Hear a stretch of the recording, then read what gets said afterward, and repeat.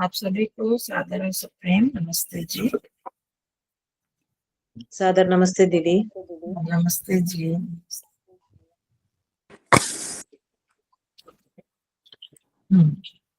तो हम उसको कर रहे थे शन्नो मित्र शवरुणा, इस मंत्र के अर्थ का वाचन कर रहे हैं। तो शुरू में आ गया जो आपने देखे हैं कि जो हमें स्तुति किसकी करनी चाहिए, ईश्वर की ही। वही सर्वश्रेष्ठ है गुण कर्म स्वभाव और व्यवहार में। तो कल हम देख रहे थे अपने आप भी हमने निरीक्षण करना है, क्या हम अपने जीवन में ऐसा करते हैं। तो एक तो ईश्वर की ही करें स्तुति, उसकी उपासना, और लोगों में भी, समाज में भी हम उन्हीं की उपासना करें, उन्हीं की ही स्तुति करें जो कि ईश्वर से जुड़े हुए हैं। हम ईश्वर भक्तों की, विद्वान और ईश्वर भक्त जो है उनकी स्तुति अधिक करते हैं या दूसरे लोगों की करते हैं। हमारे मन में किसके प्रति अधिक आदर या सम्मान की भावना है, ये हमें अपने आप देखना है। कि ईश्वर की तो हम करते ही हैं, जो हमारे सामने प्रत्यक्ष लोग आते हैं उसमें अगर हम उन लोगों की अधिक स्तुति करते हैं या उनका अधिक सम्मान करते हैं जो कि ईश्वर से नहीं जुड़े, जो गलत रास्ते पर भी चल रहे हैं, और उनकी भी अपेक्षा ठीक है, जो अच्छे हैं, सामान्य है, ना गलत है ना ठीक है, तो विशिष्ट नहीं है, परंतु उनके आगे अगर कोई ईश्वर भक्त आ जाता है तो हम किसको अधिक सम्मान देते हैं, हमारे मन में किसके प्रति अधिक आदर है, किससे हम चाहते हैं कि हमें अधिक दोस्ती हो जाए, हमारी मित्रता के लिए हम किसको अधिक प्रमुखता देते हैं। इससे हमारे अंदर की जो भावना का पता चलता है, हमारी रुचि किस में है। तो हमें अपनी रुचि बनानी है, किसी का भी हमें अनादर नहीं करना। ये मतलब नहीं है कि वो भी पूजनीय है, जो धनवान होते हैं वो भी पूजनीय होते हैं, जो वयोवृद्ध होते हैं, आयु से अधिक है, वो भी पूजनीय है, परंतु जो सबसे अधिक जो ज्ञानवान या ईश्वर भक्त है, वो अगर हम तुलना करते हैं तो वो सबसे अधिक पूजनीय हो जाते हैं। तो हमें वो वहां पर कंपेयर करना है, हमें अपनी तरफ से किसी का भी अनादर नहीं करना है, परंतु हम उसको अधिक सम्मान दें जो हम बन। तो इससे ये पता चलता है हम क्या बनना चाहते हैं। हमारी अगर रुचि ज्ञान को प्राप्त करने में है तो विद्वानों की तरफ हम बढ़ते हैं, अगर हमारी रुचि भक्तों की तरफ है तो हम उनकी तरफ अधिक जाएंगे, अगर धनवानों की तरफ है कि पद प्रतिष्ठा, बहुत सारे लोग समाज में आते आते फिर वो राजनेताओं की तरफ चले जाते हैं, उनका उससे पता लगता है उनका रुझान कहाँ पर है। तो हमें अपनी टेस्टिंग हम इस आधार पर कर सकते हैं, और फिर हम बनना क्या चाहते हैं। तो क्या हम राजनीति की तरफ जाना चाहते हैं, हम धन को प्राप्त करना चाहते हैं, विद्वत्ता को प्राप्त करना चाहते हैं, या इन सब के साथ हम ईश्वर को प्राप्त करना चाहते हैं। तो उस हिसाब से हम अपनी रुचि को भी बदलें, अपनी रुचि को हमें वैसा ही बनाना है। ये हम अपने जीवन में निरीक्षण कर सकते हैं। ठीक है, तो उसके आगे फिर लेते हैं। ईश्वर, आप देखो धनवान जो होते हैं, आपने अकबर का नाम, एक कहानी सुनी होगी, उनसे मांगने जाते हैं, एक राजा से, शायद अकबर ही था, तो उसे मांगने के लिए जब वो गया तो एक भिखारी सा एक लड़का सा था, उससे मांगने गया तो देखा कि उनको कहते हैं थोड़ी देर रुको मैं अभी आता हूँ। तो उसने देखा कि वो बार बार नीचे उठ रहा है, खड़ा हो रहा है, ये जैसे वो नमाज वगैरह पढ़ते हैं। तो उसने पूछा कि मैं आपसे, जब वो बाहर निकले तो पूछ सकता हूँ कि आप ये क्या कर रहे थे, कभी उठ रहे थे कभी बैठ रहे थे। तो उन्होंने कहा कि मैं ईश्वर से मांग रहा था। हमें भी तो ईश्वर से मांगना होता है, ईश्वर सबसे बड़ा है, उससे मांग रहा था। तो वो भाग जाता है वहां से, वो कहता है मैं फिर आपसे क्यों मांगू, मैं भिखारियों से क्यों मांगू, आप भी तो भिखारी हो, आप भी तो ईश्वर से मांग रहे हो, जो भी मांगता है वो भिखारी होता है, तो मैं स्वयं ईश्वर से क्यों ना मांगू। मैं कहने का मतलब ये कि जो राजा लोग हैं वो भी तो, बड़े बड़े राजनेता, वो भी तो ईश्वर की शरण में जाते हैं। आप देखोगे, आप मोदी जी को कहते हैं तो वो भी तो चाहे किसी भी रूप में, मूर्ति पूजा के रूप में, जैसे भी, वो ईश्वर की शरण में ही तो जाते हैं। ठीक है, उनका जो कंसेप्ट है वो ज्यादा क्लियर नहीं है, वो जिस रूप में भी हो, परंतु वो ईश्वर से ही प्रार्थना करते हैं। अपनी जीत के लिए भी ईश्वर से प्रार्थना करते हैं। आगे जो अपने योजनाएं बनाई उनके लिए भी मंदिरों में भी जाएंगे, पूजा भी करेंगे। तो हम भी सबसे बड़े जो ईश्वर है उसकी समझ पाले। जैसे कि कल यहाँ पढ़ा भी था कि बड़े बड़े जो ब्रह्मा विष्णु महादेव वगैरह लोग हैं और दैत्य दानवर जो अपने आप को सबसे बड़ा मानते हैं, उन सब ने ही ईश्वर की ही पूजा की है। तो हमारे लिए भी ईश्वर ही पूजनीय है, यह हमें अपने मन में बिठाना चाहिए। हर समय हमारे व्यवहार में कमियां आ जाती हैं, हम संसार की तरफ इसीलिए तो आकृष्ट हो जाते हैं, मतलब डर जाते हैं, बाहर के लोगों से डर जाते हैं, लोग हमें बुरा कहेंगे और हम पूरी ईश्वर के प्रति समर्पित नहीं हो पाते, क्योंकि हमें डर रहता है दूसरा हमसे नाराज हो जाएगा, है ना, बहुत बार, या दूसरा हमें ये नहीं देगा। लोभ मोह क्रोध, इनके कारण ही तो हमारी जो वहां पर लोभ मोह क्रोध, लोभ क्रोध मोह पूर्वका जो आता है योग दर्शन में भी, तो इसलिए हम त्रुटियां कर पाते हैं। जब हम ईश्वर को सबसे बड़ा मानेंगे तो हमें क्रोध लोभ मोह ये कुछ भी हमें दिखाई नहीं देंगे। हम लोभ भी करें तो ईश्वर से ही करें, जैसे गायत्री मंत्र में हमने करा था, ये सब दूर हो जाते हैं।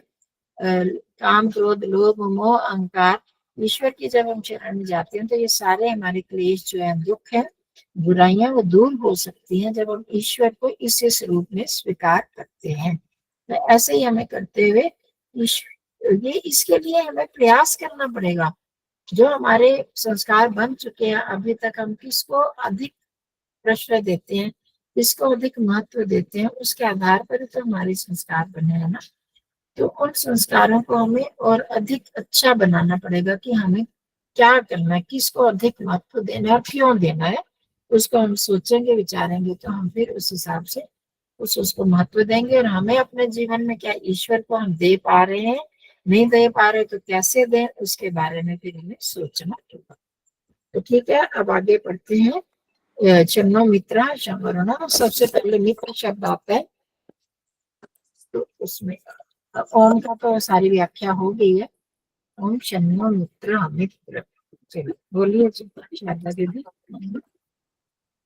प्रश्न है, मित्रादि नामों से सखा और इंद्रादि देवों के प्रसिद्ध व्यवहार देखने से उन्हीं का ग्रहण करना चाहिए। उत्तर, यहाँ उनका ग्रहण करना योग्य नहीं, क्योंकि जो मनुष्य किसी का मित्र है वही अन्य का शत्रु और किसी से उदासीन भी देखने में आता है। इससे मुख्यार्थ में सखा आदि का ग्रहण नहीं हो सकता, किंतु जैसा परमेश्वर सब जगत का निश्चित मित्र, न किसी का शत्रु और न किसी से उदासीन है, इससे भिन्न कोई भी जीव इस प्रकार का कभी नहीं हो सकता। इसलिए परमात्मा ही का ग्रहण यहाँ होता है। हाँ, गौण अर्थ में मित्र आदि शब्द से सूर्य आदि मनुष्यों का ग्रहण होता है। तो ये समझ गए होंगे आप सब कि हमने बहुत बार मित्र के रूप में परमात्मा की उपासना की है, ध्यान में शुरू में करते रहे हैं, तो क्यों वो ही असली जो यहाँ पर संसार में भी मित्र है, उनको भी वो भावना देने वाला तो ईश्वर ही है ना, उनको भी भावना। और जो मेरा मित्र किसी दूसरे का शत्रु हो सकता है, किसी के प्रति उसका कुछ व्यवहार नहीं हो सकता, उदासीन रहते हैं, क्योंकि हमारी एक सीमा है। हम कितने भी अच्छे मित्र किसी कुछ लोगों के बन जाए, हम सब के मित्र बन ही नहीं सकते। हर मनुष्य की एक सीमा है, आत्मा की सीमा है, परंतु वो जो परमात्मा है वो सभी का मित्र है। जो हमें लगता है कि हमें दुख दे रहा है वो भी मित्रतावशी दे रहा है, हमारे कर्मों का फल देकर हमें बुरे कर्मों से हटाना चाहता है। तो वो परमात्मा ही एक है जो सबका मित्र हो सकता है। तो इसलिए मुख्य अर्थ परमात्मा में ही लेना चाहिए। हाँ, जब हम संसार से जुड़ रहे हैं, कर रहे हैं, तो वहां पर हम मित्र का अर्थ दोस्त और सखा के रूप में ले सकते हैं। तो यहाँ पर इसका समाधान कर लिया ईश्वर ने, और हमें सचमुच अपने अंदर ईश्वर को मित्र रूप में स्वीकार करना चाहिए, उसको मित्र बना ही लेना चाहिए। हाँ जी।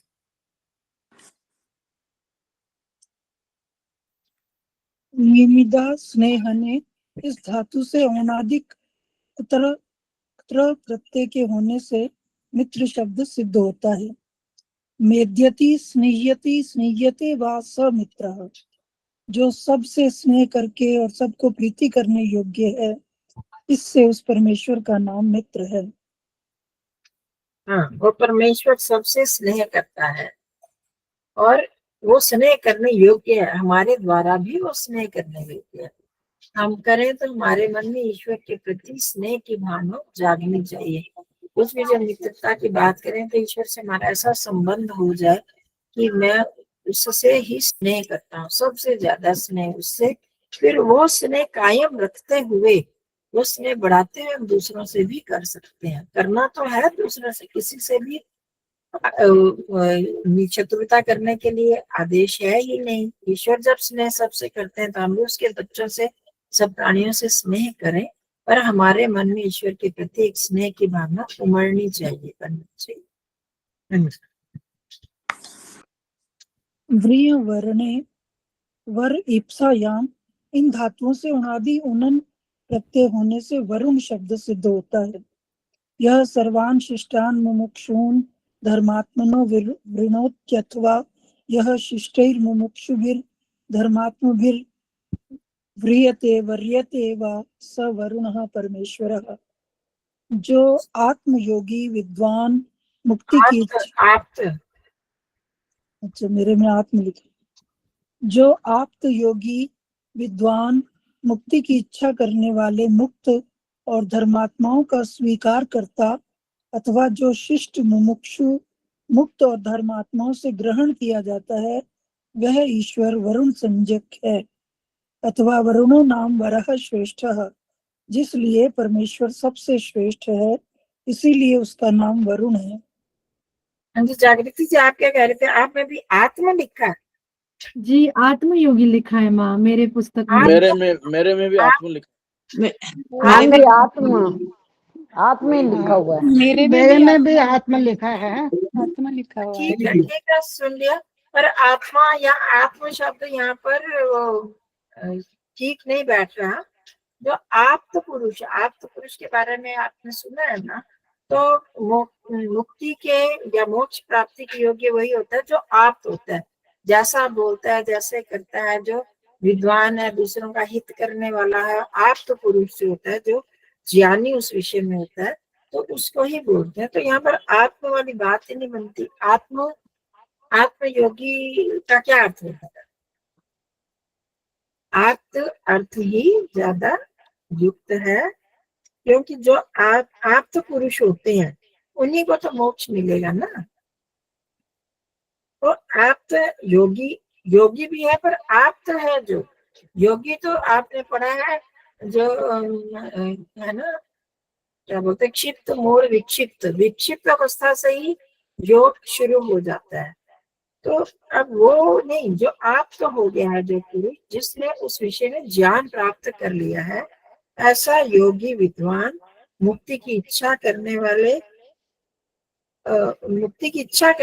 मुक्त, मतलब यहाँ मुक्त अर्थ यो नहीं है कि जो मुक्त हो चुके हैं, जो जीवन मुक्त है, मुक्ति की इच्छा रखने वाले हैं, और धर्मात्माओं का स्वीकार, ये लोग ही परमात्मा को स्वीकार करते हैं, और परमात्मा को स्वीकार करते हैं, परमात्मा इनको स्वीकार करता है।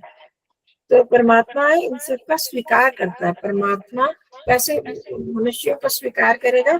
जो इन गुणों वाला होगा, आप्त होगा, योगी होगा, विद्वान होगा, मुक्ति की इच्छा करने वाला मुक्त, उसको और धर्मात्माओं को स्वीकार करने वाला है वो परमात्मा।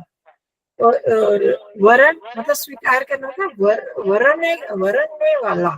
हमने जो गायत्री मंत्र में वरेण्य शब्द पढ़ा ना, वरण, वर्ण करने योग्य, जो जैसे वर क्या उपमा दी जाती है, कन्या, बहुत सारे, किसी का खुला है क्या? चंचल माँ का खुला हुआ है माँ, को नहीं पता चलता।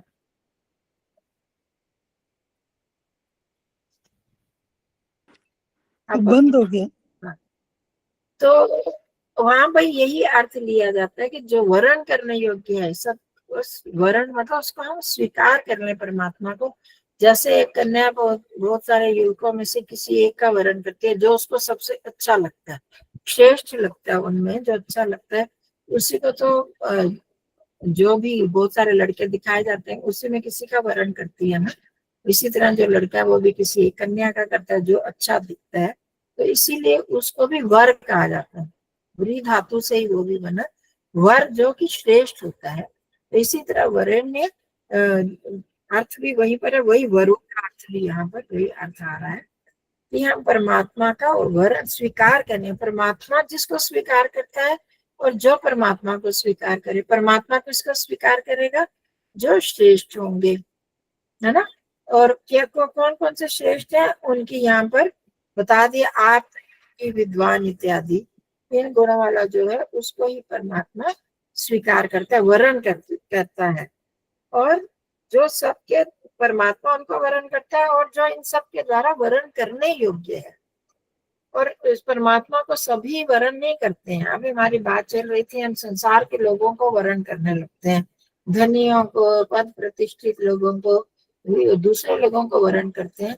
परंतु परमात्मा का वरण कौन करेगा? जो योगी होगा, आप होगा, विद्वान होगा, वही तो परमात्मा का वरण करेगा और परमात्मा उनका वरण करेगा। दोनों तरफ से आएगा तो वही वरुण है। और तीसरा अर्थ किया कि जो श्रेष्ठ है, सबसे श्रेष्ठ है, वो वरुण कहलाता है। परमात्मा इसीलिए है कि हम चाहे कुछ कहें, पर चाहते हम सभी हैं कि परमात्मा को प्राप्त करें, चाहे हम प्रयास करें ना करें।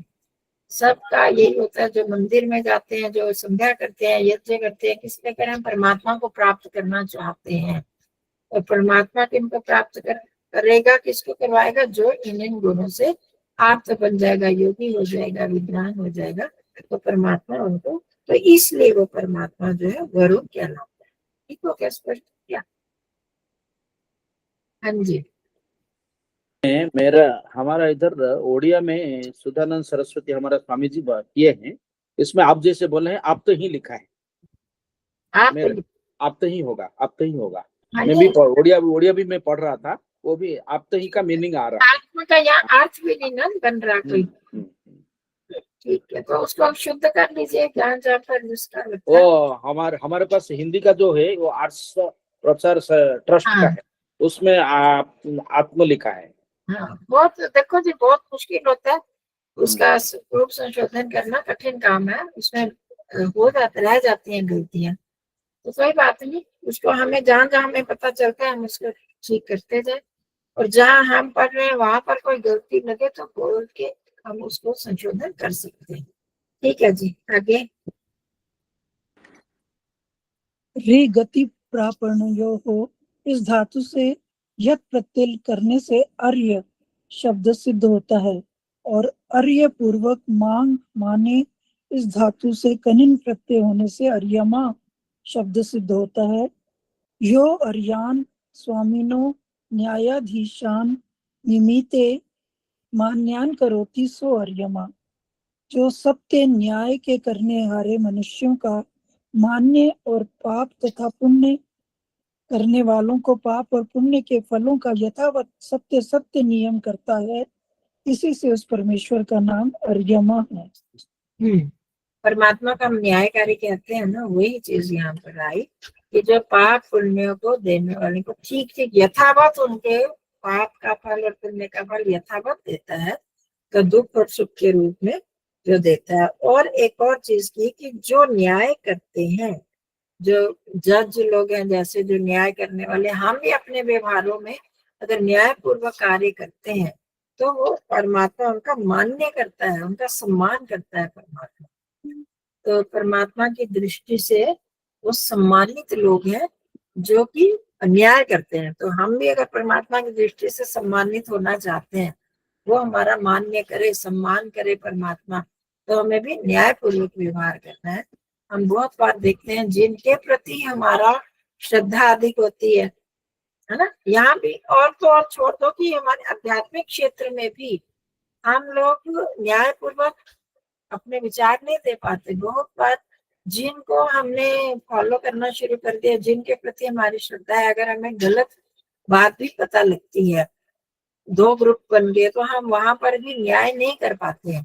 तो वो ही ठीक होंगे, यही अंधाधुंध सोचकर हम दूसरे व्यक्ति का पक्ष न सुनते हैं, न सुनना चाहते हैं। हम नहीं भाई यही ठीक होंगे वहां पर भी। और यहाँ घरों में तो प्राय हम करते ही हैं कि देवरानी जेठानी सास ससुर इन चीजों में हो गए, नंदों में हो गया, भाई बहनों में हो गया, तो हम बच्चों की जब लड़ाइयाँ झगड़े होती हैं वहां पर भी हम पूरी बात ना सुनकर न्याय नहीं कर पाते, पक्षपात करते हैं, और इसका बहुत अधिक महत्व है। ऋषि दयानंद जी ने ईश्वर को जो न्यायकारी आगे आएगा कि वो कहते हैं कि अगर ईश्वर के सारे गुणों को छोड़कर अगर एक गुण को लेना चाहें तो हम न्यायकारी गुण ले लें तो हम ईश्वर पर पूरी श्रद्धा रख सकते हैं। ईश्वर न्यायकारी है, हमारे पाप पुण्य का ठीक ठीक फल देने वाला है। अगर मेरे साथ किसी ने अन्याय कर दिया, दुख दे दिया, तो उसकी भी भरपाई ईश्वर करने वाला है। ताकि एक न्यायकारी ईश्वर का गुण ले लें तो हम ईश्वर पर पूरी श्रद्धा विश्वास रख सकते हैं। तो हमें उस पर भी ध्यान देना है और अपने में भी उस गुण को धारण करना है। बच्चों की लड़ाई होगी तो क्यों मारा उसने, ये मतलब ये नहीं पूछेंगे उसने मारा, मैं उसको जाकर पूछूंगी, ये करूंगी। हम ये नहीं पूछते कि तुमने पहले क्या किया था, उन्होंने मारा क्यों। अगर हम न्यायपूर्वक विचार देना चाहें, न्याय करना चाहते हैं, तो हमें दोनों पक्षों को हमेशा सुनना चाहिए। तो अपने जीवन में भी हम न्यायकारिता को लाएं और प्रभु को भी हम न्यायकारी स्वीकार करें। प्रभु को न्यायकारी मानने में हमारे जीवन में बहुत बड़ी शांति आ जाती है। हमारे साथ कोई गलत व्यवहार कर रहा है तो हम दुखी रहते हैं ना, कि मैं तो इतना अच्छा व्यवहार करती हूँ, मैं तो उससे इतना अच्छा करती हूँ और वो मेरे साथ तो ठीक तरह बोलते नहीं है, करते नहीं है। मुझे इक्षिता जी की ये प्राय शिकायत रहती है। तो हमें क्या करना है कि परमात्मा लोगों के सामने तो हम नहीं अपनी सफाई नहीं दे सकते ना, और ना ही लोग पूरा जस्टिस कर सकते हैं, ना वो हमको समझ सकते हैं, ना हम उनको समझ सकते हैं।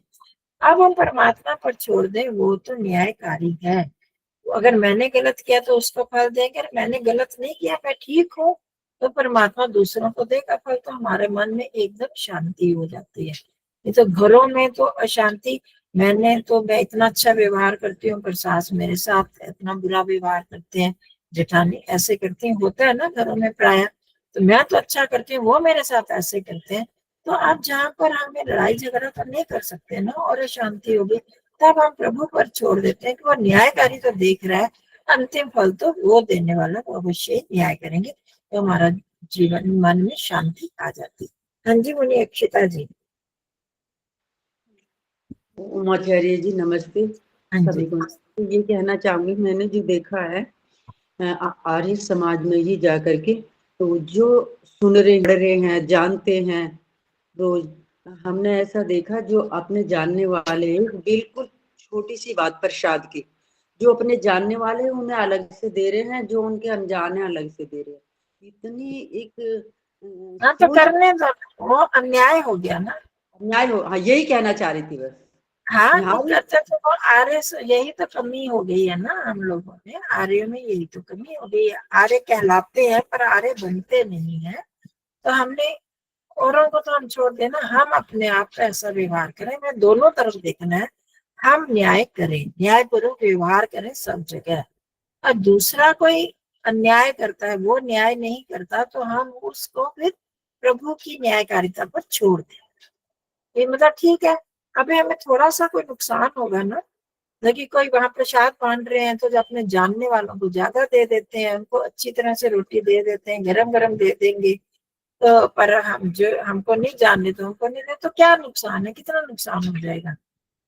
अगर हमारे अंदर भावना गलत आ गई तो फिर हमारा नुकसान होगा, तब हमारी हानि हो जाएगी, हमारे संस्कार गलत करेंगे। तो हम प्रभु पर छोड़, प्रभु न्यायकारी है ना, तो क्या करना, मेरे को इसमें थोड़ा खाना ठंडा मिल गया तो क्या हो गया, रोटी थोड़ी सूखी मिल गई तो क्या हो गया। तो उसमें हमें ज्यादा घबराना नहीं चाहिए, प्रभु न्यायकारी है ना, वो देख रहे हैं। जहाँ मेरे साथ अन्याय हुआ, मतलब कि गलत व्यवहार हुआ, तो उसकी भरपाई परमात्मा कर देंगे। ये हमें ध्यान रखना चाहिए।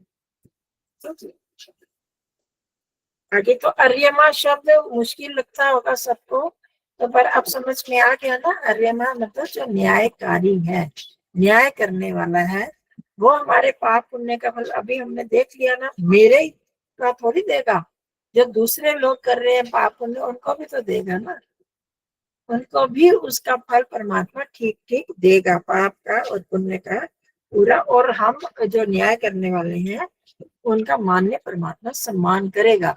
अगर उन्होंने अन्याय किया तो हम भी उनके साथ अन्याय कर दें, ये नहीं। हम परमात्मा का के से सम्मान चाहते हैं ना, अगर कोई बड़ा व्यक्ति हमारा सम्मान करता है तो हमें कितनी खुशी होती है ना। कोई छोटा मोटा करे तो इतनी ठीक है, ये लोग कर दिए। कोई बड़ा आके हमारे सामने, इतने बड़े विद्वान अगर हमारा सम्मान कर रहे हैं तो हमें कितना अच्छा लगता है, कितनी खुशी होती है। तो जो विद्वानों का विद्वान परमात्मा अगर हमारा मान्य करे, हमारा सम्मान करे, तो इससे बढ़कर हमें क्या चाहिए। तो उसके लिए हमें न्यायकारी बनना ही पड़ेगा और न्याय की भावना अपने मन में रखनी चाहिए। तो हमें परमात्मा के गुणों को सोचते हुए हमें इन चीजों को जीवन में रखना है, अपने साथ जोड़ कर रखना है, तभी हमें लाभ होगा। खाली हम रटते रहे परमात्मा का ये नाम, तो उससे नहीं बन रहा। तो आज हम ध्यान करेंगे तो मित्र और न्यायकारी 2 शब्दों पर टिक जाएंगे। परमात्मा मित्र है, कैसा मित्र है, वो सबका मित्र है, मेरा भी मित्र है। हम भी उसके साथ मित्र की भावना रखें। हमें जिसके साथ भी हम मित्र बनते हैं, जिसको मित्र बनाते हैं, तो हम क्या चाहते हैं, वो क्या करें हमारे साथ। देखो क्या सोचना है, इसको बात को ध्यान रखिए। बीच में हम नहीं बोलेंगे, फिर जिनका लगता है ना ध्यान, तो उनको थोड़ी सी डिस्टर्बेंस होती है, मेरे को बोलना पड़ता है कि नए लोग हैं वो